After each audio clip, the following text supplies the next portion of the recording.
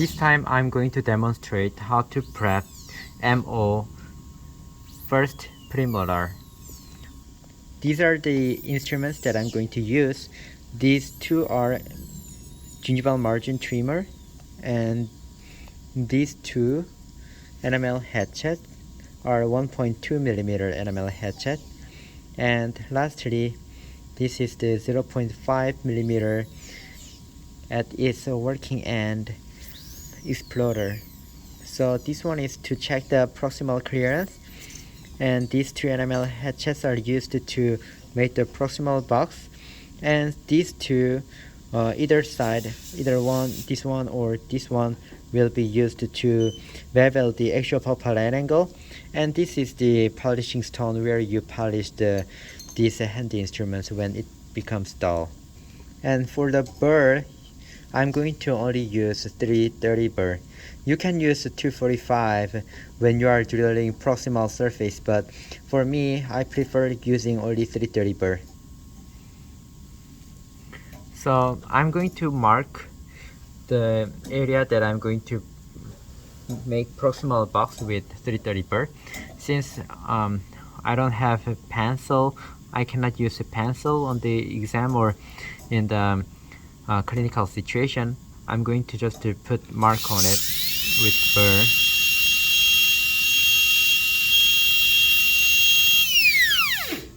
So I'm going to make a two burr marks, one on the visuals, one on the closest to the adjacent tooth, and one more distal to it, because this burr is 0.6 millimeter. So twice, having two spot, one here and distal to it, is 1.2. So 1.2 millimeter is a good width, good actual depth. So I'm making a mark on it, and I'm going to approximate 0.5 clearance by putting the exploder on its side, and about this much I need to go for me to make the clearance. So I'm going to mark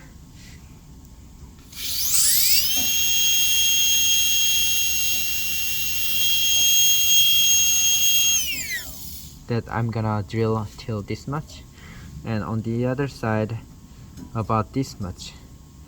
So I'm gonna mark.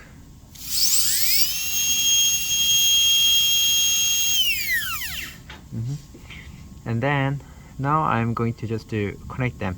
When I drill, I'm gonna drill it not straight, but I'm gonna make it semicircular like this. I'm going to drill it like this.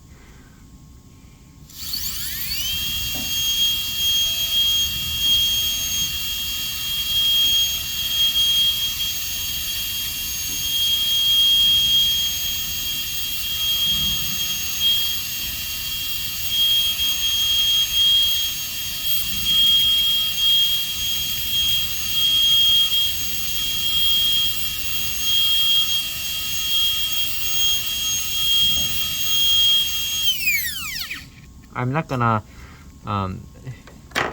edit the video because I just want you to have the grasp that of how long it takes and how long it actually takes,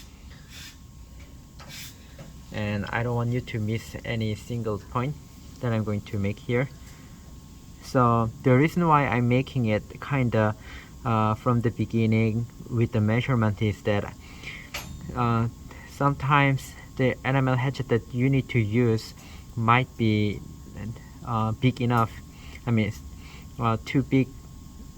It doesn't fit in the proximal surface at once and damaging the adjacent tooth. So I'm just preparing the proximal box big enough for it to fit the enamel hatchet, but conservative enough to just fit the enamel hatchet in this proximal box. Because if you keep using only the enamel hatchet to widen it, it'll take so much time. So just to make the good boundary good proximal box with the burr, and then use the enamel hatchet to define it. So I'm going to show you with the side view.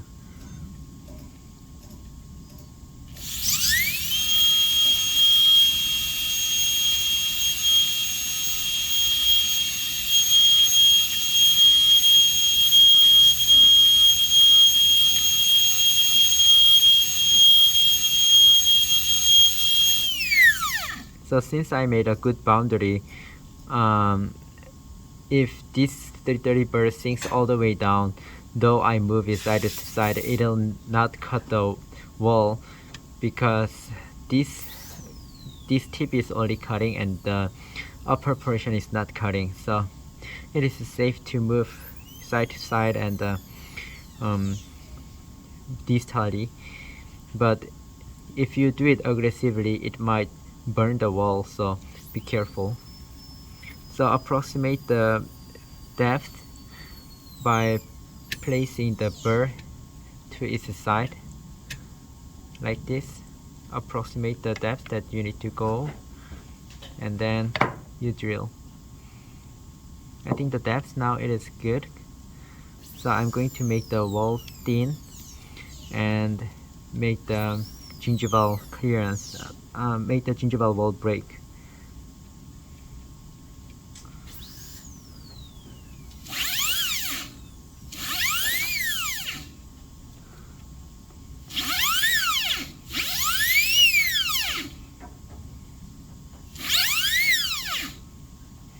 Do you see that the gingival floor portion?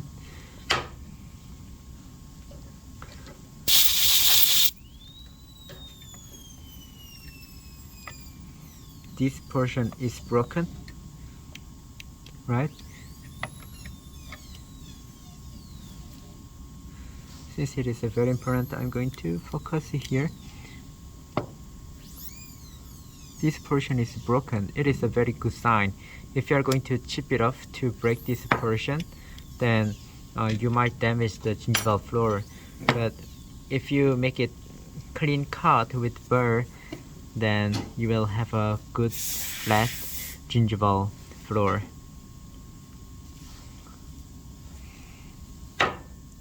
So I think it is now good time to move on to the enamel hatchet. Enamel hatchet needs to be always sharp. Since I made it, I drilled it 1.2 millimeter depth cut, and I drilled, I can now fit my 1.2 millimeter enamel hatchet right away. If you start from just near the margin, then you will end up wasting a lot of time introducing just this enamel hatchet. So it is always good. It is good to use a burr if you can, because it is faster, and then you just to define the grooves with the enamel hatchet. So if the actual wall is kind of tight, then you can widen it using the enamel hatchet like this.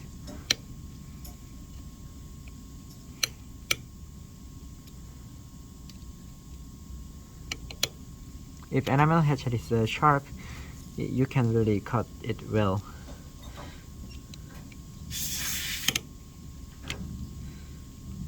So I'm now cutting the buccal wall.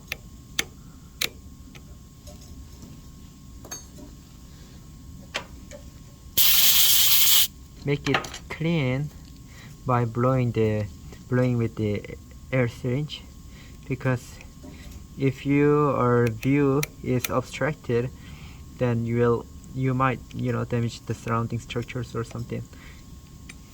You might do some overcarving. So always keep the surface, the site that you are working on, clean.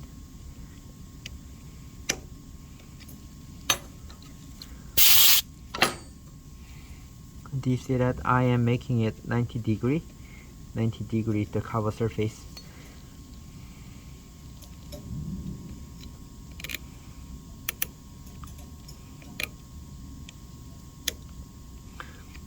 And let's see whether I can pass this explorer through.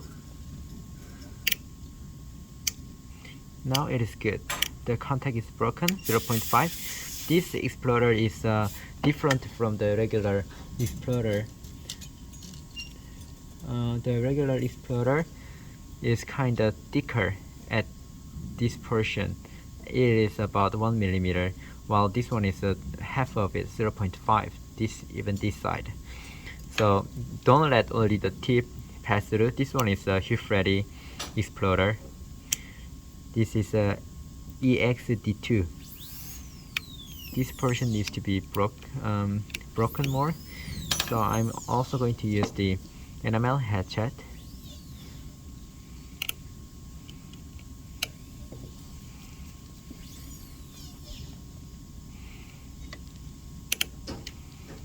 I'm going to cut a little bit of more eggshell wall here. It is good to cut the eggshell wall with the enamel hatchet. It is kind of safe and precise.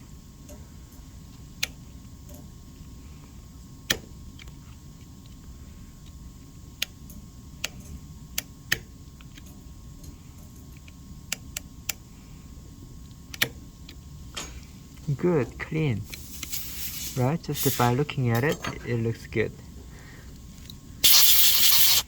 Make it clean, and the gingival area is not cleaned. I think this portion, this lingual clearance I have achieved, but let's make it a little bit deeper. So when I go deep, I just slightly hold the burr, angulate it, and let the tip of this 3030 burr cut through a little bit. And then once I achieve it, I just flatten with the burr first initially.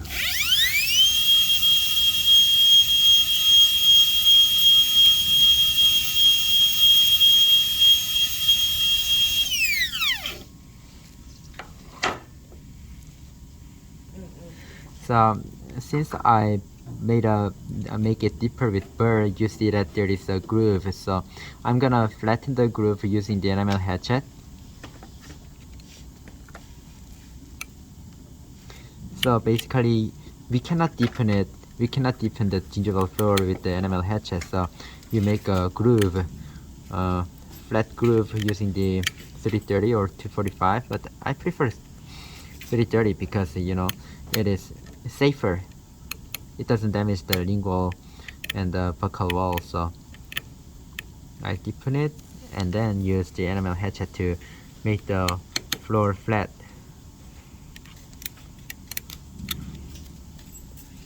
I think I need to make it a little bit the eggshell wall deeper for me to introduce the enamel hatchet better.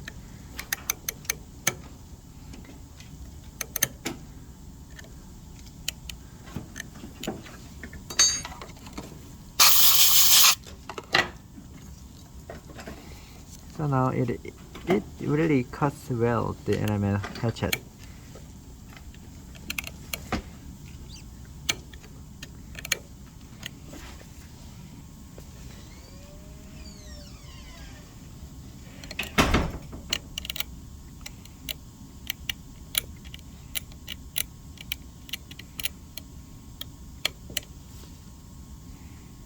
So you must have enough room for you to move the enamel hatchet back and forth.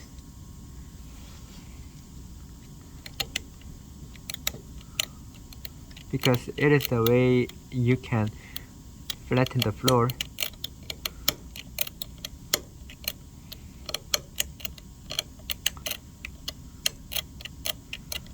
And make the wall more defined.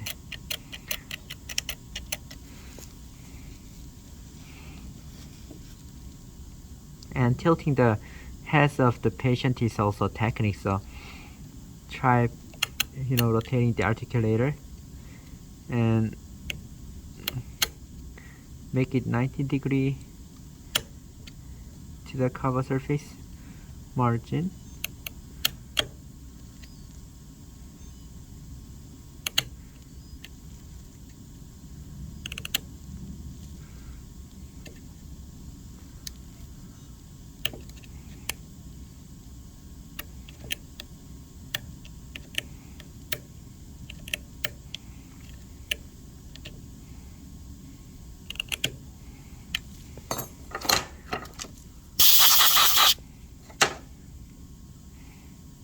Good.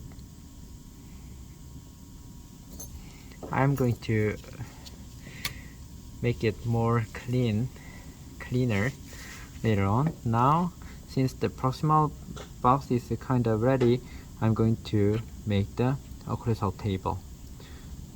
So I'm going to give some punch cut. The main point, important point when you are preparing this occlusal table is to center all the preparation having this central groove in the center.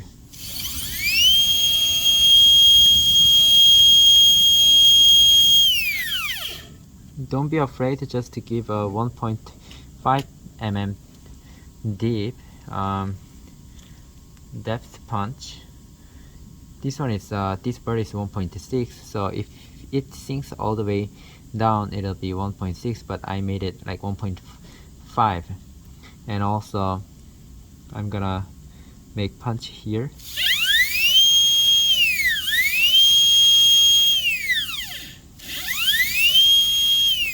Deeper is better than shallow, because if the restoration is shallow, the amalgam will fracture when there is occlusal force.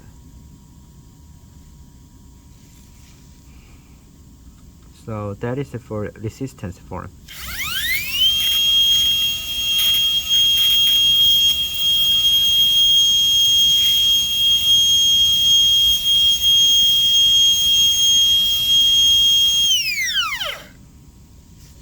So now I have connected them. You see some smile.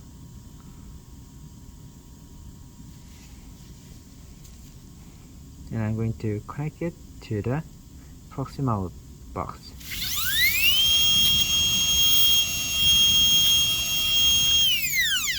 And I'm going to gently connect, make it flow.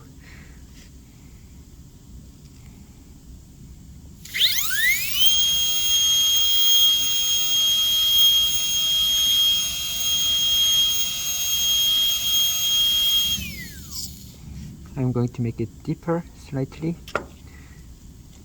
The ideal prep depth is 1.5 to 2 millimeter.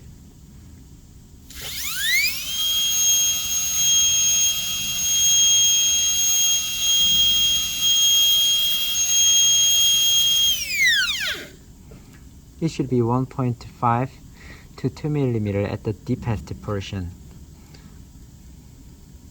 So you should not measure here, because this one is the highest point. It should be measured at the pit area.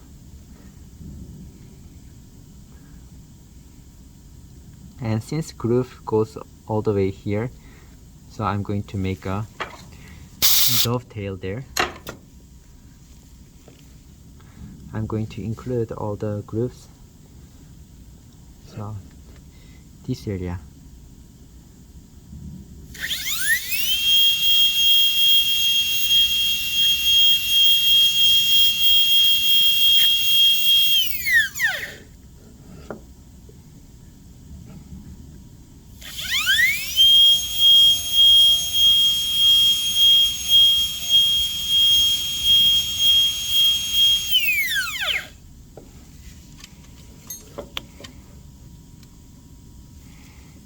I'm going to extend it more.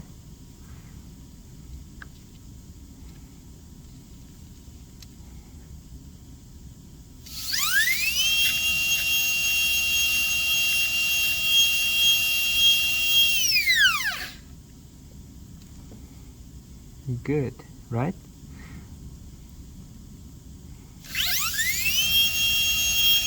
And I'm going to round the corner. I don't want the corner to be sharp.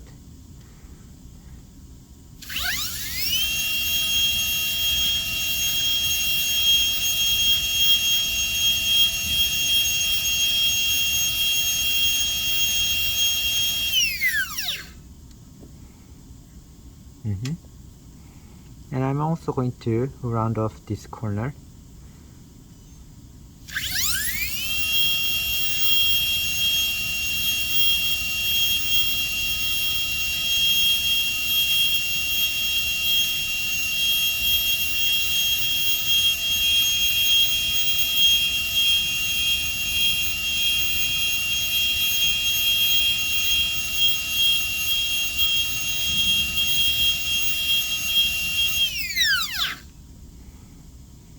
Good. And I'm going to make the lingual portion rounder.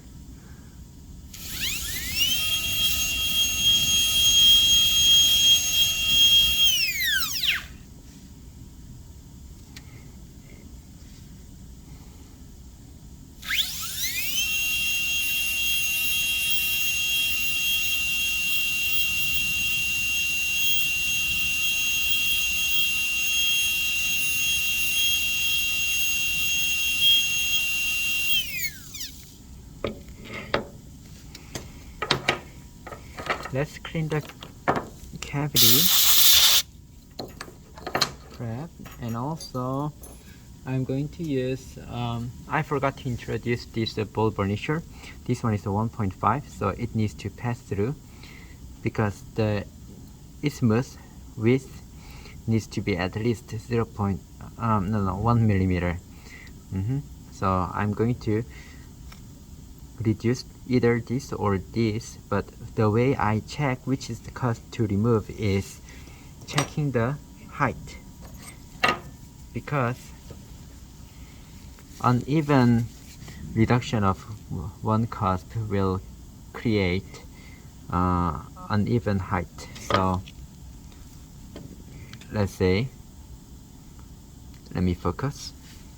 If I place the burr, now this cusp is higher than this cusp, right? If you place the burr, you see that this cusp is higher than this cusp. Then the cusp that I need to reduce is this cusp, because if I reduce this cusp, it'll be, this height will be will become higher. So now as a result, it'll be about same height. But like this, for this prep, it looks almost similar, but this height, this cusp is slightly higher, so I'm going to reduce this cusp a little bit. Thus, I can also achieve a 0.1 millimeter isthmus width.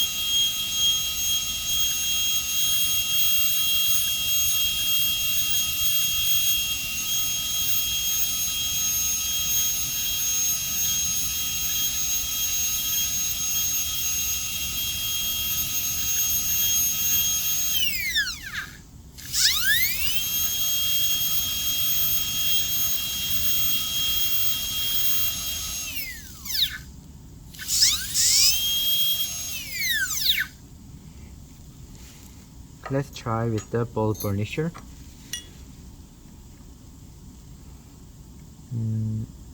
Almost. So let me evaluate once again which cusp to remove. For now, I'm gonna reduce this internal line angle, internal wall.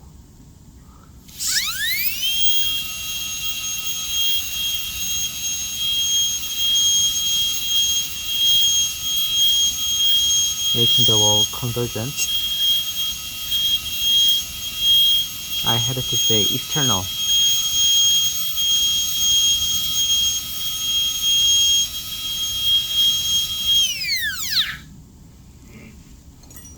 So since dentistry is a very micro, like dealing with the micro structure and the measurements, we need to check it time to time. Don't reduce it over aggressively, but little by little. So let's reduce more on the lingual side.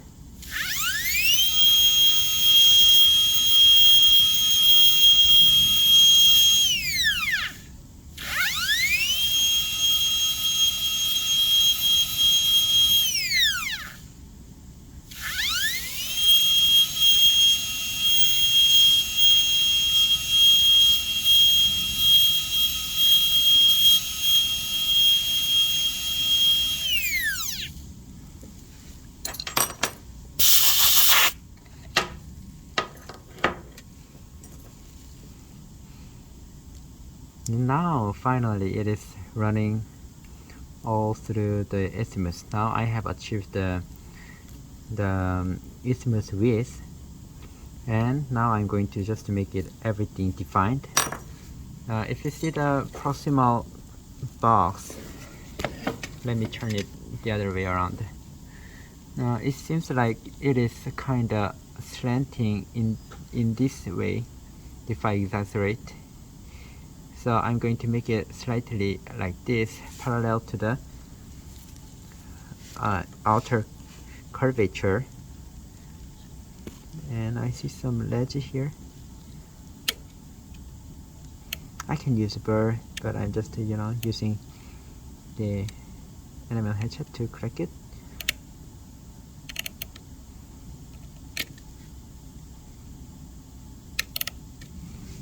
And I'm going to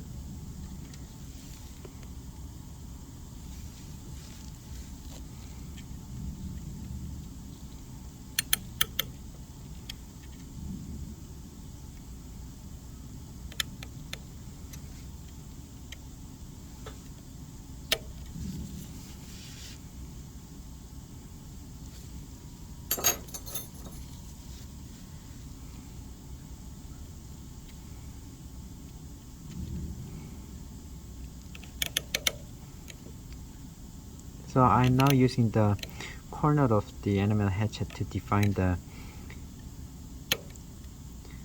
line angles here. So now it is kind of following the outer contour, external contour. I'm now talking about the axial wall's contour. It is kind of following the outer contour of the tooth, like this, right? And now I'm going to define it. I'm now also cutting the line angle. Now it became very clean, right? Just a few strokes, you can make it clean.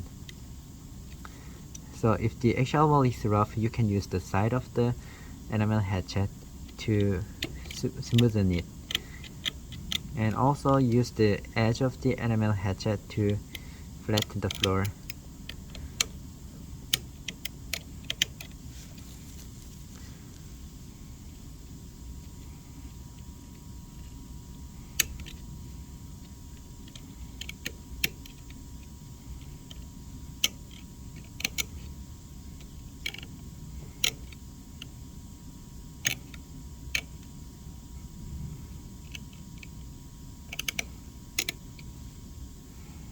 Clean.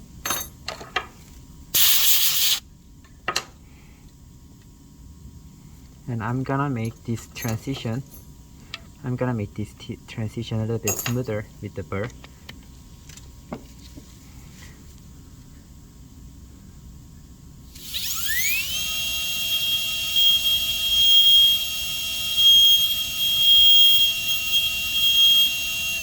Though I'm running high speed, at high RPM, but I'm not trimming off so much tooth structure, but just a smooth touch, light touch.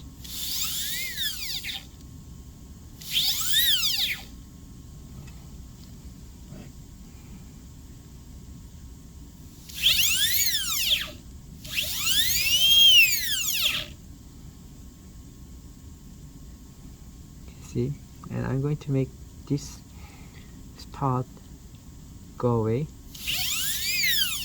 which has been created by the punch cut.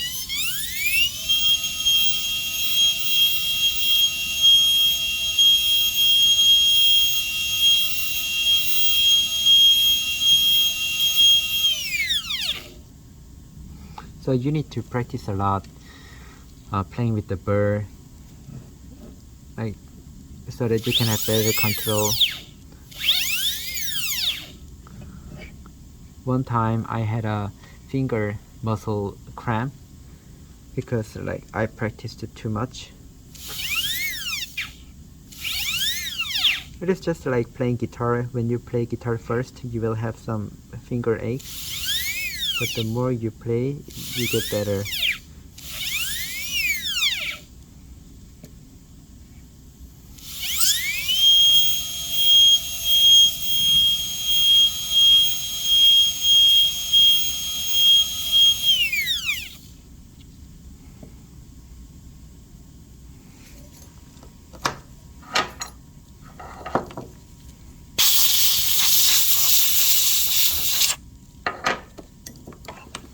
And sorry for the off focus. I'm using the macro lens, and it only has a very limited focus distance. And now I'm using gingival margin trimmer just to, to remove any irregularity on the wall. And also this tool is great when you are beveling the axial pulpal line angle. This one is for the mesial side. As you can see, the bevel is 45 degree towards this axial pulpal line angle. So if you use the other side, you cannot bevel because it is flat to the pulpal floor. So you need to use the other gingival margin trimmer, which is meant to be trimming for the mesial axial pulpal line angle. So twisting motion, by twisting it, you can have a good axial pulpal bevel. If you bevel the axial pulpal line angle, it is visible, so make sure that you know how to observe bevel the axial pulpal line angle.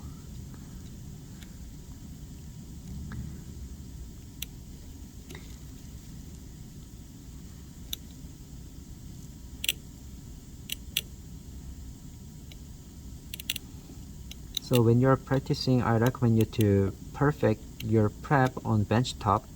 Bench top meaning practicing on the table, not mounting.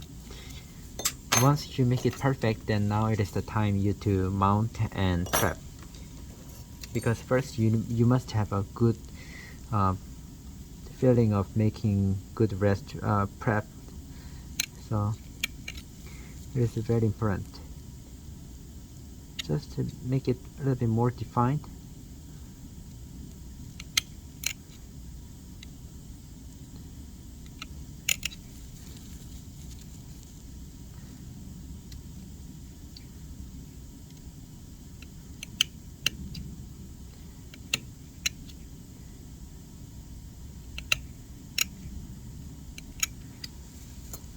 And whenever you touch the axial wall, you need to trim the axial pulpal line angle again, because you might have removed the axial pulpal line angle bevel. And as you know, when you are prepping this wall, this palatal, buccal and the palatal or the lingual wall, you must be concerned about convergency, because when you are preparing for the amalgam prep, it is mechanically held in the tooth. So yeah, that's it. How do you like it? Do you like this preparation and also the principles that I introduced to you and the method that I introduced to you? Hopefully you like the way that I prep the tooth, and you will have a good result on your exams. Like it seemed like this portion's gingival floor is kind of rough and it seemed to have some crack. Let's take out the tooth and evaluate. And before I take it out, if you have a proximal clearance, you can see that actually it is visible from the proximal surface and it is convergent, right? It looks good. And even on this lingual side, you can see some clearance. And now I'm going to take the tooth out. Boom. Yeah, so this is the prep that I did. As you can see, there was some crack. This is a very sad part because like when I chipped the enamel, the plastic structure here, it came along with this portion. So to avoid, as I told you, I need to remove this thin portion with the burr, not with the enamel hatchet. If I just chip that off with the enamel hatchet by using the twist motion like this. If I just chip it like this, then the plastic portion will be taken, the lower margin portion will be taken out along with the chips. So just be careful next time. I'm talking to myself, so let's be careful next time. So I have a good convergency. You see that it is well converged, and also depth wise it is good. And yeah, it is my first time using macro lens, but it is kinda, the working distance is kinda very narrow, so I was having hard time prepping tooth having this camera on top of it. But yeah, it is pretty okay. And let's see how much I have damaged the adjacent tooth. Yeah, it is fun to watch, right? So this is how much I have damaged. Because the burr is old and it left some burn mark as I was prepping this tooth. It is actually not, you know, I didn't burn this side, but you know, it just left the burn mark as it was burning the vicinity. Yeah. Yeah, like I can see some scratches, but I think it is okay. But burn mark, like, it tells you that I have damaged aggressively, but it doesn't have much catch on it. So what can we do clinically if you have something like this on the enamel?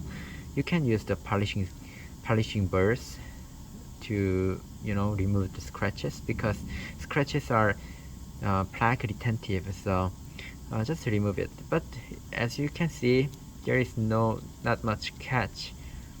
Yeah, so I think it is more than pass. Yeah, hope you liked it. Bye bye.